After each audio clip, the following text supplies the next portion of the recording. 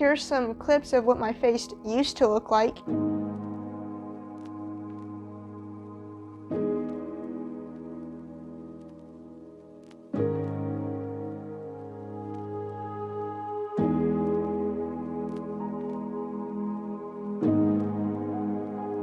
And here's my face now.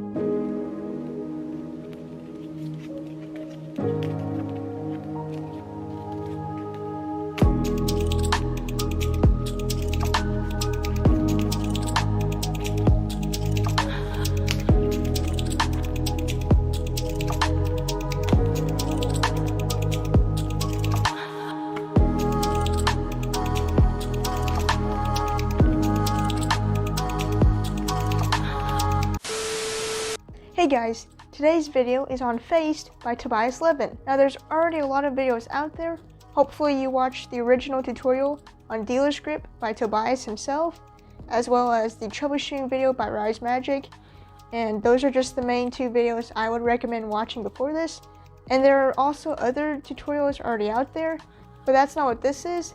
This is extra troubleshooting, as well as going into some ways to improve your flow for Phaced. I am, of course, going to go over some tips on how to actually get the mechanics for Phaced down, as well as going over some subtle differences and details on how different people perform Phaced, because Phaced is one of those moves where there's a lot of people performing it, but we all do it differently from one another. But just know that it is quite an advanced move. However, an intermediate cardist can still learn it, because that's about whenever I learned it. I would consider myself an intermediate cardist still. I've been doing this move for years, and it took me a month or two to learn and get the mechanics down. But yeah, anyway, let's get into those tips. Okay, so starting with the opener, my first tip is to have a smaller packet for this rotating packet held by your thumb and middle finger. I like to have 4 to 6 cards, maybe even 8 if I'm doing a combo afterwards, like ATM or Lego Love. But any bigger will make it harder to rotate, like that. After some practice, you'll learn to break off a good sized packet and it'll become more natural.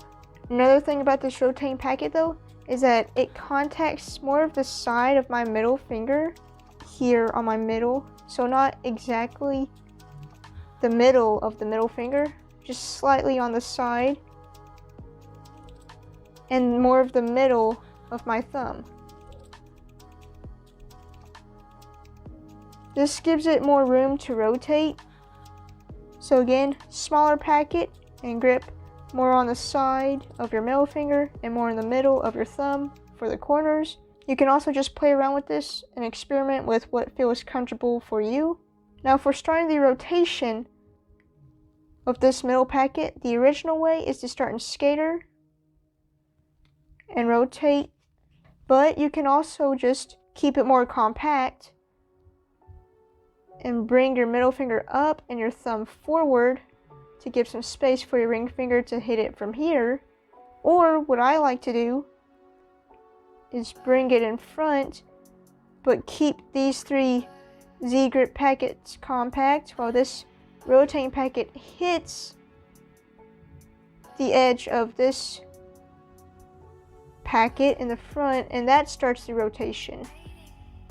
So if this initial Skater, this little stretch here, is too difficult, you can do the compact ways with your ring finger or with the bottom packets, like that. Now with rotating, this is the most difficult part, but some tips on that besides the placement of where the corners are on your fingers. When you do the first rotation, you use your index, like Chandler says in his video, to shove that packet and square it up in your middle finger, while your thumb contacts for the scissor. And then for the scissor part, I know a lot of people struggle with that. It's very important that you have a good scissor cut and you work on it to where you can hold it open in this wide position. If you need a more in-depth video on the scissor cut, I do have one linked somewhere up here. If you can't hold it open twice like Tobias does, you can close it early. So instead of having it open twice, you can close it and then just keep going. We'll get more into that during the flow part. But when you are practicing Phaced, you are going to drop this rotating packet. Ways to avoid it is with the placement on your fingers, locking it in this position with your index both times that it goes in this position. And also make sure that your hands are close enough to where the middle packet or the rotating packet is always touching your thumb in your middle. Let's say you try and do a scissor cut, but you don't move your right hand, but your thumb moves, it's just gonna fall like that. And my final tip is just to be patient and practice slowly, because if you try and rush it, then you'll probably get discouraged faster and you're just expecting something that's unrealistic, because it is gonna take some time. Your hands were not made to perform such a flourish, but of course it is learnable. But anyway, getting into some things about flow. These are just some subtleties and differences I have noticed about different Cardists and their Phaced. So the Cardist I'm going to be talking about in this video is of course Tobias Levin, Chandler Henry from Rise Magic, this Cardist on Instagram named Julian Steiber, and myself. Now obviously there are way more Cardists who perform Phaced, but these are just some specific Cardists to give you some examples of different ways to do Phaced. Now I personally have been trying to change my Phaced over the past few months, trying to improve the flow and just make it look better. So as you can see, that's a little different. And now I'm going to switch views to further go into these differences on how each person does their Phaced.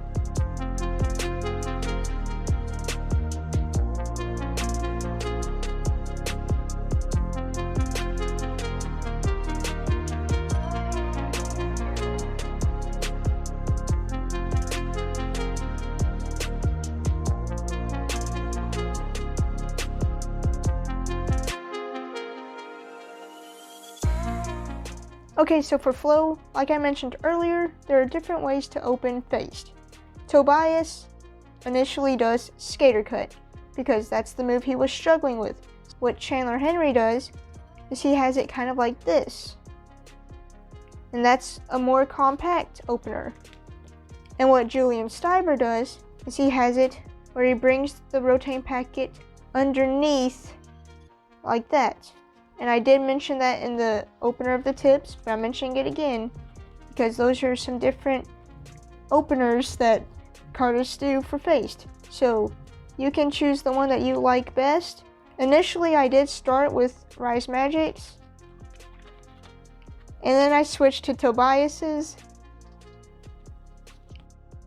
and then I switched to Julian Steiber's. So I might switch again. I'm not entirely sure yet, honestly. Now, if you want to do it 100% correct, do it the skater way. And then the other difference is with the scissor. Tobias and Chandler open it twice and then close. But I've seen some people, including Julian Steiber, close it early. So after that first rotation, they close it and then do the next rotation instead of doing that rotation, opening it back up and then closing it and then rotating it. So again, you can choose how you want to do your scissor cut as well. Now here's one of the bigger differences, and that's with the wrists. How Tobias does it, he keeps his right hand mostly still while his left hand does a lot of the moving.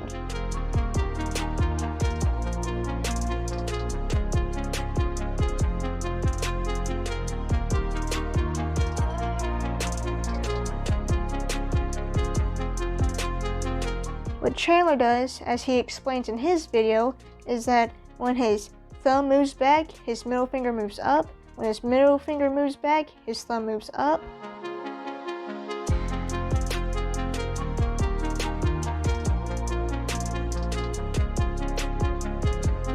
But what Julian Steiber does is he actually has his dominant hand pointing down a lot more. But yeah, so just play around with the wrist motions that you like best as well. And this next thing doesn't matter, but it's about how much they bend the cards. Chandler bends the cards, mostly that rotating packet as well as the scissor cut.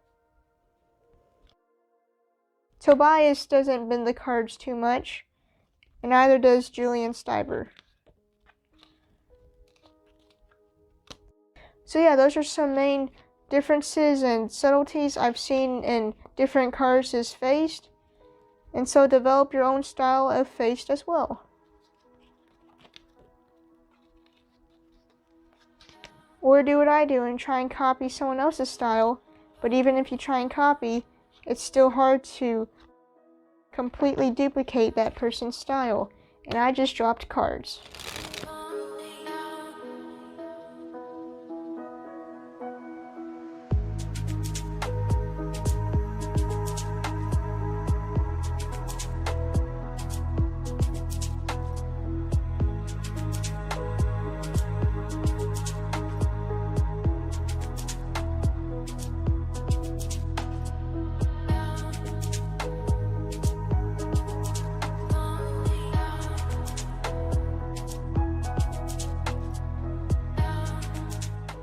Alright guys, that's the video. Hopefully you enjoyed it and hopefully it was helpful and you can start getting this smoothed down because it is really fun and addicting to do. Again, this will take a while, but just give it some patience and some time and I'm sure you'll get it. And so yeah, happy practicing, I guess. Never said happy practicing, but oh well. And if you have any other questions or comments, be sure to comment them down below. And yeah, I will see you next time. Bye guys. I said that. And yeah, I'll see you next time.